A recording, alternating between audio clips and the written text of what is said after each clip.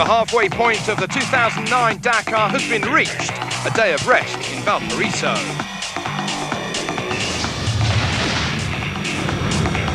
We'll review the motorbike class after 7 stages of this year's event. While on 4 wheels, the cars have given us a tremendously exciting battle. It's been drama all the way.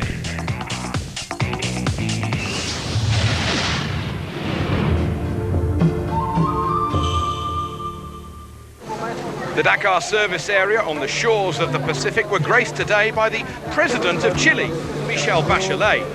Things don't get much higher in this part of the world. Or actually, do they? She managed to catch up with Chile's star rider and winner yesterday, Francisco Lopez.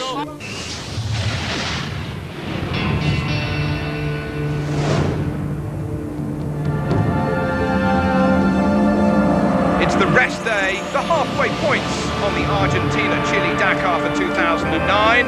The crews will be thankful for 0 kilometres to be covered.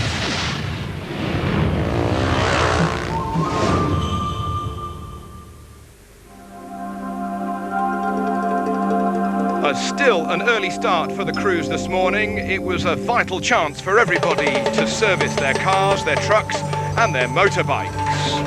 Upon the shores of the Pacific Ocean, after the start in Buenos Aires, Atlantic side in Argentina, here in Chile, things got underway at dawn.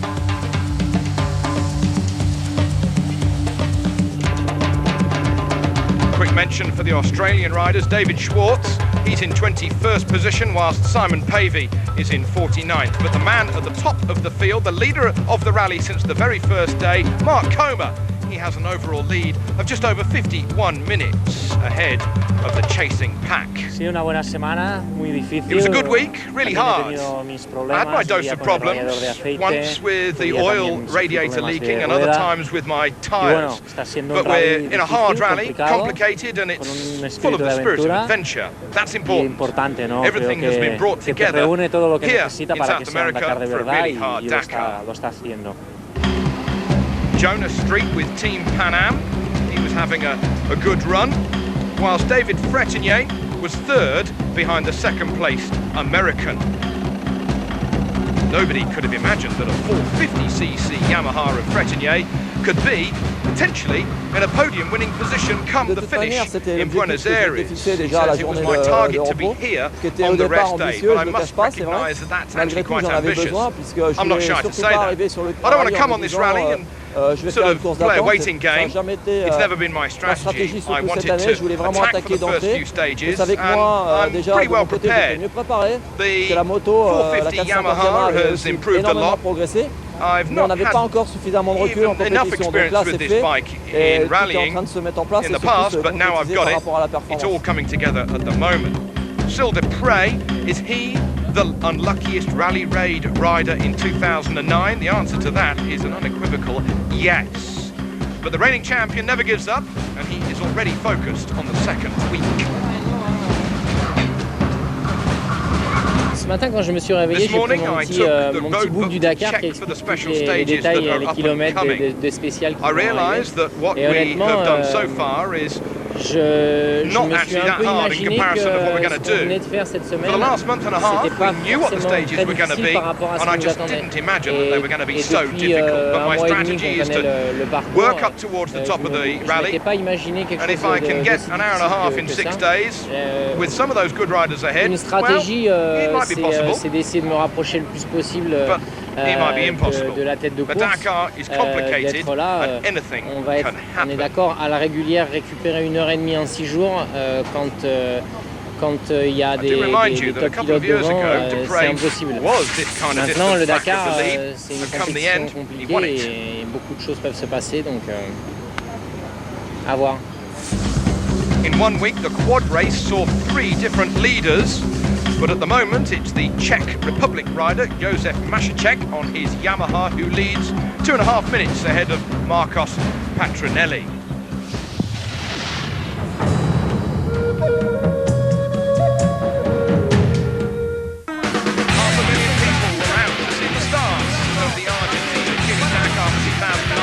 The centre centre of Buenos Aires.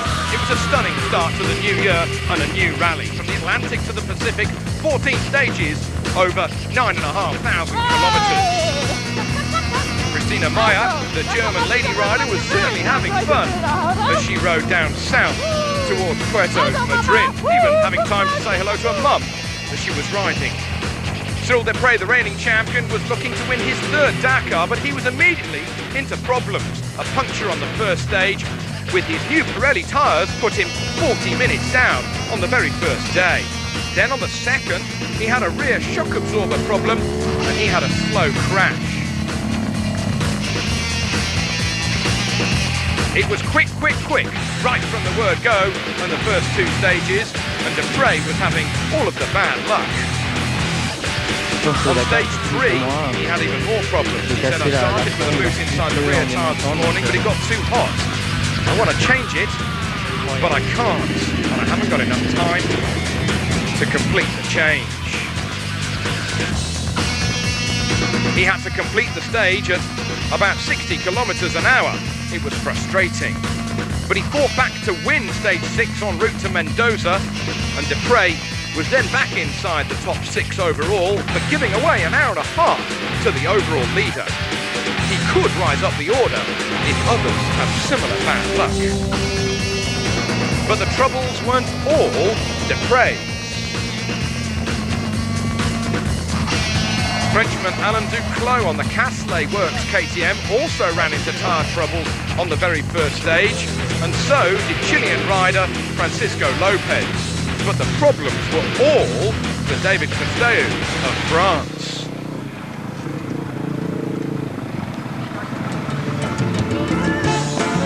The Dakar may well have started from the cool Atlantic coast, but the conditions were similar to Africa.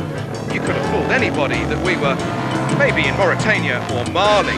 Fesh, the powdery dusts such as these guys are going through, was being experienced like many others had never done before. And if the works riders were having troubles, what about the privateers and the amateurs a little bit further down the field? Well, they had nearly no chance at all.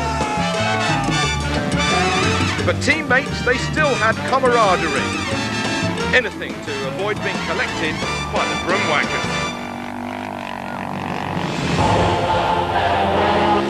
But Mark Coma was rattling through the stages. The tall, quiet Catalan from Barcelona might have had a small slow-speed spill, but he soldiered on aboard the Works Repsol KTM. Nothing could catch Coma.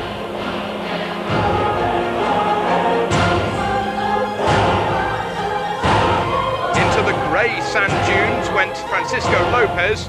Alongside him, Frans Verhoeven, the victor of stage 2. The Dutchman and the Chilean found their way through the dunes, but en route out of Argentina towards Chile over the top of the Andes, the stage was all for Francisco Lopez. The crowds were out before dawn, and it was scenes that the Dakar had never seen before.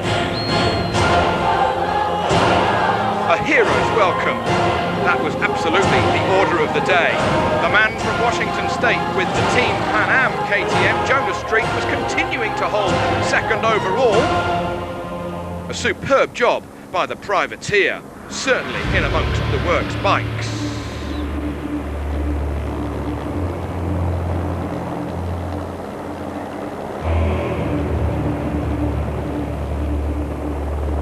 Jordi Vierdoms, the younger rider in the Repsol KTM squad, was doing a sterling job backing up the overall leader, Mark Coma. Vierdoms, 5th in the overall standings, and another star from Spain for the future. But the dunes down towards Mendoza were problematic in more ways than one. These are shots taken the morning after that particular stage to Mendoza. People having to sleep out in the dunes, but come dawn and sunrise, at least they had tremendous views. And then, once they'd woken up from their slumber, people crewed up together. More heads always better than one. But even aboard a quad, you've always got to keep your concentration. Anything and everything on this Dakar can catch you out.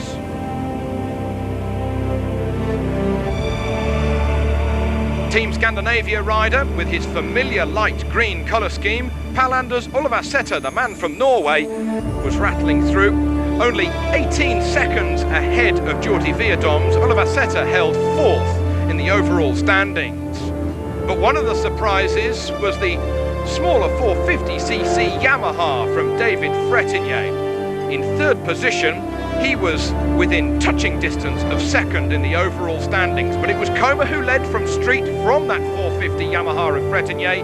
Olav-Sæter and Veerdoms rounded out the top 5. Depre could fight back from 6th ahead of Rodriguez, Verhoeven, Castello and Lopez. Jakob Puzinski was the leading rookie. He was in 15th position overall for the pole, whilst the leading lady was going well, the lady from Portugal, whilst the first quad, Josef Maticek.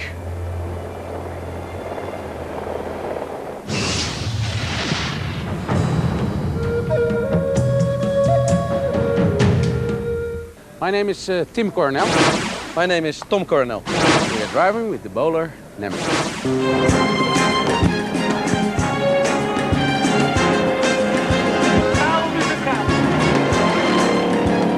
It's my most expensive holiday I've ever had in my life. Okay? So it costed me a lot of money. And you get tired of it. And I get tired, you don't get any sleep, you eat dust, you're being shaken, you have to dig, yeah? Get out of the car to dig your car out. But Oh, we survived, we survived. The one who reads the notes decides. Is the boss. So when he was in the car and reading the notes, I was not so happy about him reading the notes because he said go left while we had to go right. You know what he said to me? A T-junction, you have to go straight. I said, Tim, listen to yourself. How can you go straight at a T-junction?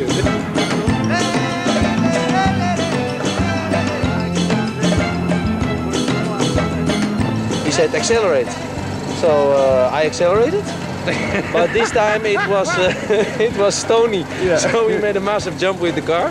Yeah. I broke the drive shafts, I broke the differential, I broke the suspension, I broke 2 tires. With one jump, only 30 kilometers before the finish. Again. An adventure. Again today, yeah. Again. Woe! We gaan echt gewoon recht naar beneden. Het gaat of is het gaat? And also the problem is, if we have a fight, I cannot leave my brother in the desert. I get Christmas Eve when I'm with my whole family on the table. They say, "Where's Tim?" Yeah. You know, so Or where's Tom? no problems. I'm enjoying it. I'm really enjoying it.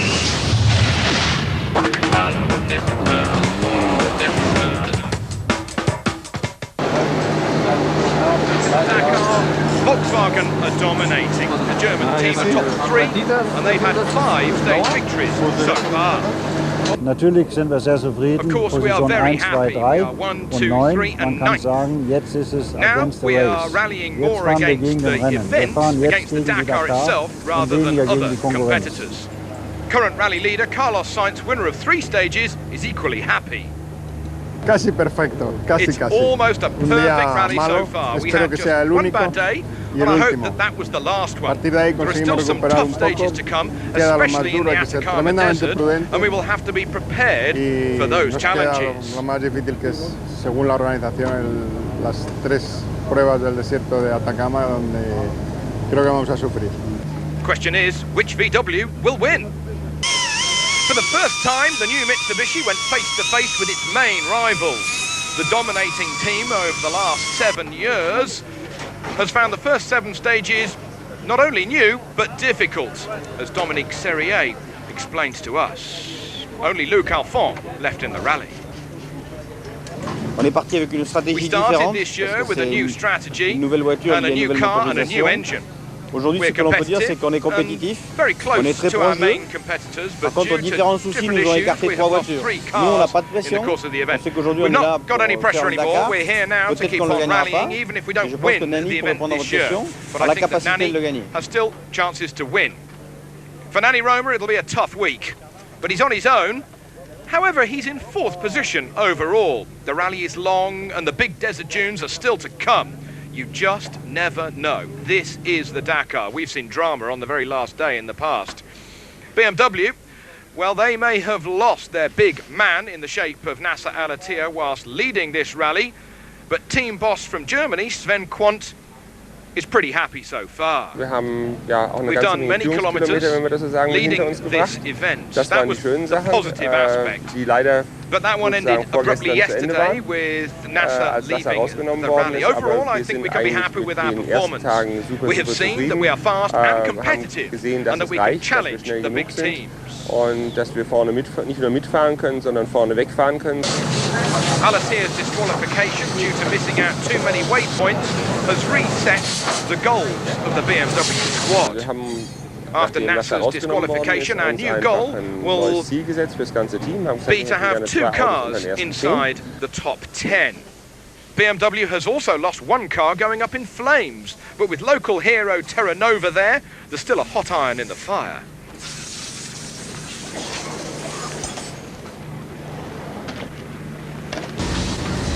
The real show team is that of Robbie Gordon, playing a bit of punk rock in the bivouac last night. The USA squad has had the odd blow, but their spirits are, as always, sky high. The Hummer behind me is in perfect shape. We did have one crash, but we've repaired everything, and it's back to full potential. We've got a race car that is capable of going to the finish. So now we just got to be smart every day and not make any mistakes. We got a shot at winning this thing still. To be an hour back with as many miles as we have to still do, everything's possible. Gordon is in 5th position overall, an hour and 8 minutes back of the lead, but he could easily be on the podium. You watch.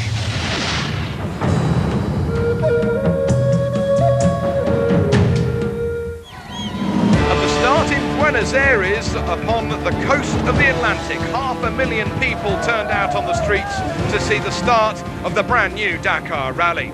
Nasser Al-Attiyah, the reigning World Cup champion, won the very first stage with his brand new BMW X3. It was the most powerful car in the rally, and it was steaming through. Carlos Sainz, though, was on his tail in the works Volkswagen. The longest opening stages in over 30 years of the Dakar were proving to be stellar stuff. It was a battle between the Qatari and the Spaniards. After the second stage, where Sainz was victorious, the World Cup champion from 2007 was leading by just over 2 minutes. De Villiers was keeping it cool in the sister VW. He wasn't winning stages, but still keeping the pressure on. He was 3rd overall. Mitsubishi had a new car coming into the event, and after 18,000 kilometers of testing and development, the reigning champions were really there to be beaten.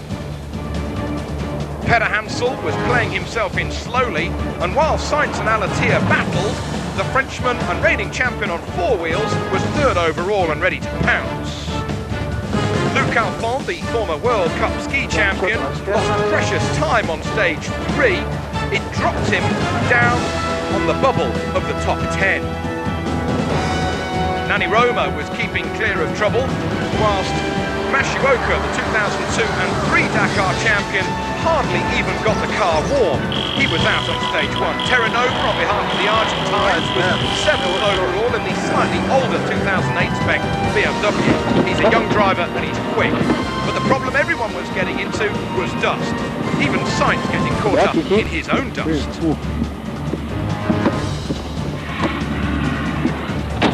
I can't see anything at all. Turn.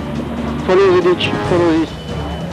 But the main problem for everyone was dust, and even more dust. And with the organisers being so strict upon people doing the exact route, people had to somehow get through this.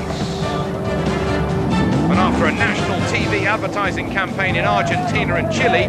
Thank goodness the fans were out there to help people have any kind of chance to get through the stages. Ivan Muller, the reigning world touring car champion, had a whole load of problems, even though he had the whole of the Patagonian desert to use.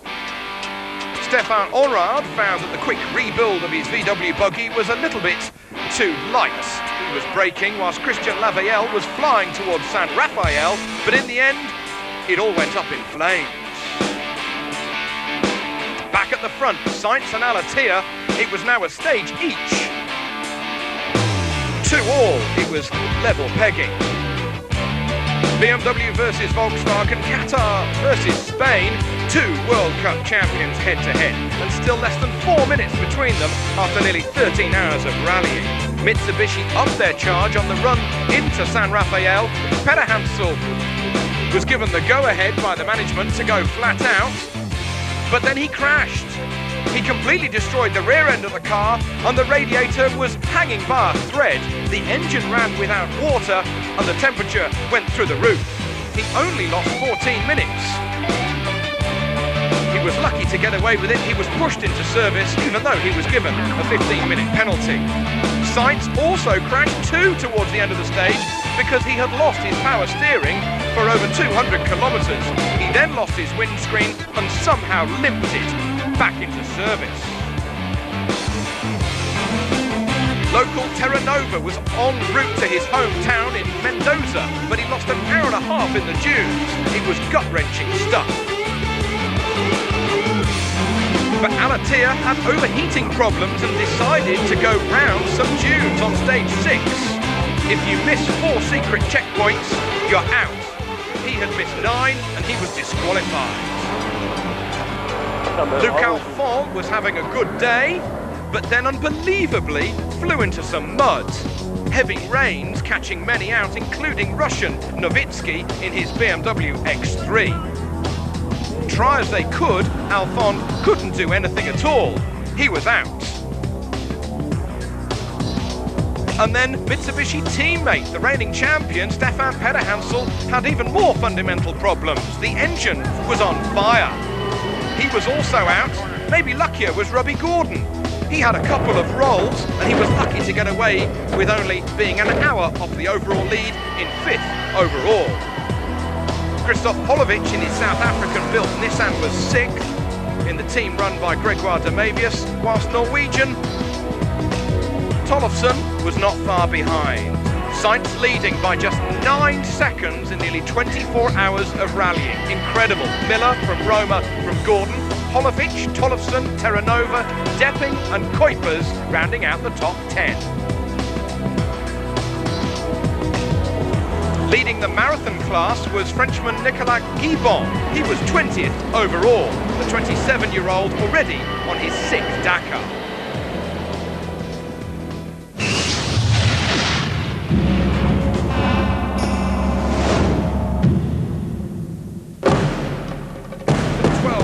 Trucks and absolute demons of the desert reached the halfway point after 7 stages of this year's Dakar. In first position overall was the Russian-built Kamaz of Kabirov. He won it in 2005, but he's only got a very slender lead over his teammate Vladimir Shigin.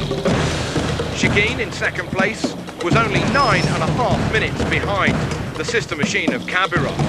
The MANs got into all sorts of trouble and were thankful of a bit of camaraderie to get themselves out. Dutchman Gerard de Roy in his GNAF was 3rd overall in just 25 minutes back of the lead. Can the DAF hybrid beat the stronghold of the Eastern Bloc states? The Eastern Bloc states have been victorious since 1997. 4th overall was Mardif in his Kamaz, another all-Russian crew, but he was 3 hours and 20 minutes back. He won it in 2002 when we went to Egypt. 5th overall in the German MAN was the Hector squad. They were 4 hours back. On board with De Roy, giving you some idea about how difficult it is with these trucks on this year's Dakar. Some people thought that it might be just a little bit easier than the African Dakar that we have been doing since 1979. Oh, how wrong. they were.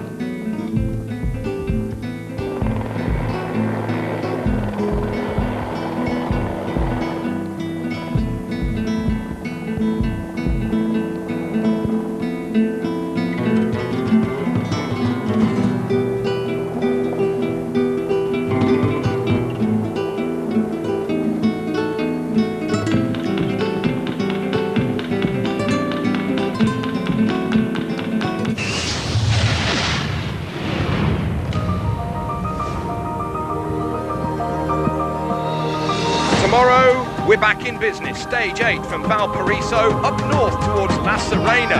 We head north as the second part of the Argentina-Chile rally gets into its stride.